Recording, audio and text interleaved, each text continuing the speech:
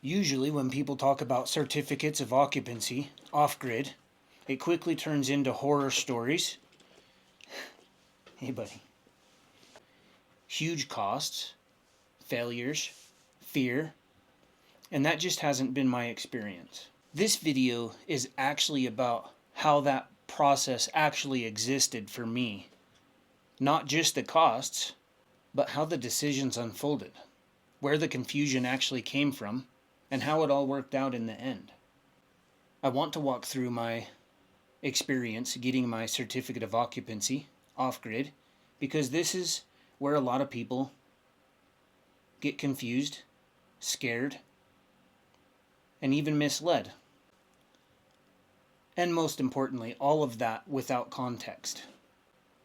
I didn't show up to raw land knowing exactly how everything was going to pan out, but I did know the direction I wanted it to go. I came out here with very little money. I wasn't looking for something easy or a loophole. What I wanted from the get-go was a permanent home. And I started with the absolute basics. I had a camper van, I had some food, I had a couple containers for water. So there was shelter, water, food. I had a little solar system, there's power. I didn't yet have income, but I did have some savings. Before I even bought my land, I called every department in the county. And then, after I bought my land, I called back and asked even more questions. I didn't make one simple phone call that solved everything. I progressively learned, and, well, really I often learned what questions to ask, and then went back and learned more as I went. I stayed in contact with the county in one way or another all along, whether it was every 6 months or a year, after those initial many phone calls, looking into the rules online and doing research. I didn't have a lot of money, and my biggest obstacle at the beginning was septic. And I thought that was the only way for me to move forward, but I learned there were alternative systems, and that changed my trajectory. There was actually a point in time where the county was excited about the Pell Privy system. They must have been, because they had that system in the office set up to show people how to build it and what parts to use. I don't know if that's the case now, but it sounds like a lot of people have,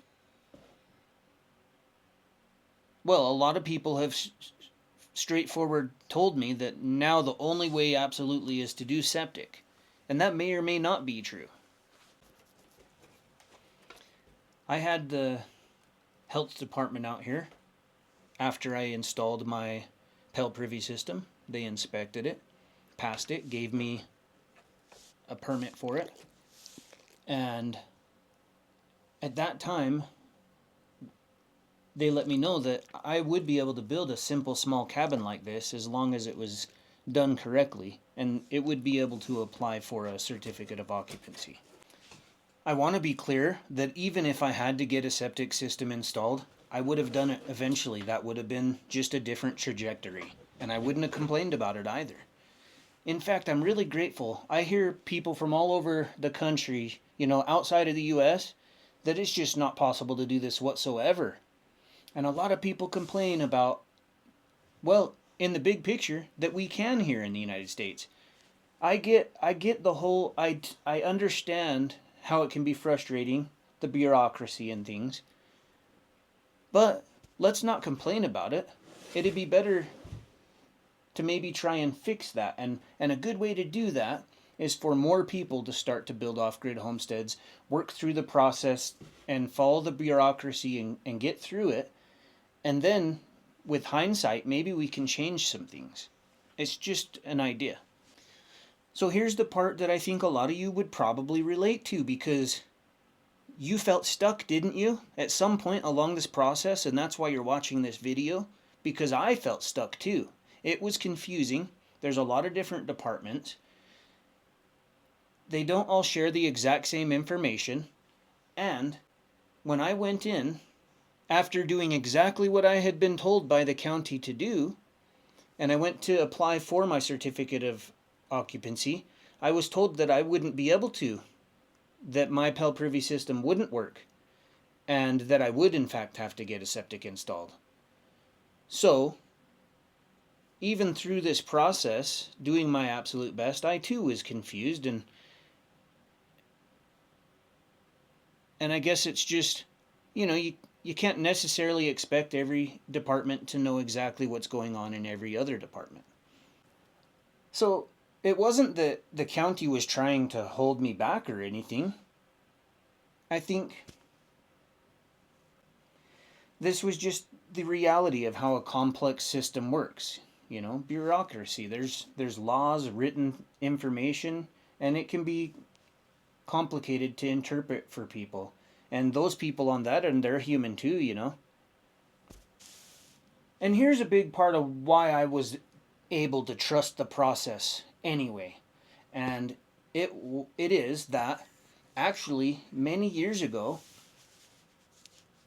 I was hanging out with a family up here, and they had gone through this process to some extent. I didn't know all the details exactly, but they had gone through this, and they had hired a private engineer, and he had helped them with their inspection, and then they got their certificate of occupancy.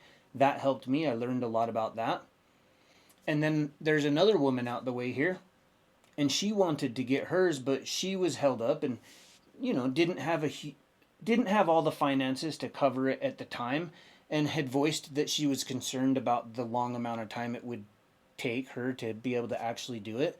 And I said, hey, I've got the money. Do you want a loan for the upgrades you need to make to your place to be able to do this? And she did, and so that helped me also, because I learned a little bit more about the process from her hiring the engineer, talking to him about it, going down to the county. You see what's going on here is I had a little bit of proof that this should work. So when I hired an engineer to help me, because this is a unique build, it's not necessary to hire an engineer, guys. The county even has recommended, I think they'll even give you a plan for a small cabin. And so there you go, easy peasy. If you don't have experience, maybe you don't want to customize something like this, maybe you don't want to hire an engineer to do math. He had to crunch numbers to figure out if posts would work with beams and so on. And they've already got it mapped out, I believe. I think you can get a set of plans from the county. And I think most will offer that. And that makes it easy. I had to do it a little more unique. It was just, but really ultimately just a little bit more money. At any rate, the engineer who helped me, he gave me a lot more confidence, because he had in fact helped many other people do the same process. I left that day after applying a little bit nervous. I thought, geez, has something changed? Have the rules in fact changed and I can't get my certificate of occupancy? After working for years, doing my best to be a role model citizen out here, I was like, dang it, that would really be a bummer. But no, it was sent to the building department. The building department, has approved a lot of these in the past and had a different understanding. And sure enough, I was approved. They contacted me and told me I needed to bring in the money. It wasn't an exorbitant amount. I think it was very reasonable. And I paid them, and they gave me a nice little sleeve with my certificate of occupancy. So what changes with the certificate of occupancy? The main reason I want it is I don't want someone to knock on my door when I'm 80 and tell me I need to tear my home down. I just want a permanent home for the rest of my life that I don't need to worry about. I've already paid for the cabin, guys. There's no mortgage. I can live here the rest of my life and not be bothered. Yes, there's property tax. Yes, it'll go up a little bit because I've been honest and talked about all my structures and improvements. But they're pretty reasonable, and it's not going to be absorbent. And I did research before I moved here, knowing that that wasn't going to be an issue. I've been running my whole life to have a secure home. It's just the way, I was homeless as a kid. It was a struggle. I wanted somewhere permanent, and now I have it. Nothing about my day-to-day life changed. I just have a home with a certificate. but it did provide clarity.